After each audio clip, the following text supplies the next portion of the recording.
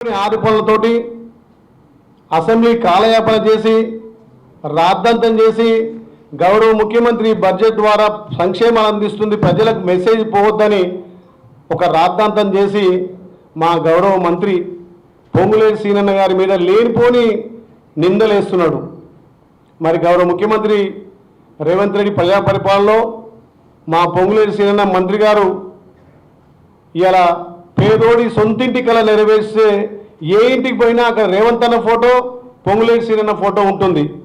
మరి దీన్ని చూసి ఓర్వలేక ఒక పాదర్శమైన పాలన అందిస్తున్నటువంటి మా మంత్రి మీద చిల్లర మల్లర మాట్లాడుతున్నటువంటి హరీష్ రావుకు ఇంకా తెలంగాణ ప్రజలు ఏ ఎలక్షన్లు వచ్చినా బుద్ధి చెప్తున్నా కూడా వాళ్ళ వక్ర బుద్ధి మారతలేదు. మరి ఆ సబ్జెక్ట్ మీద మా గౌరవ విప్ గారు మాట్లాడతారు. ఈ తెలంగాణ రాష్ట్రంలో ప్రజాపాలన ద్వారా సంక్షేమాన్ని అందిస్తున్నాం.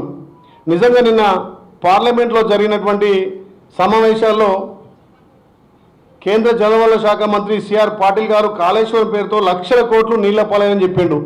మరి అది సరిపోదా? మీరు చేసిన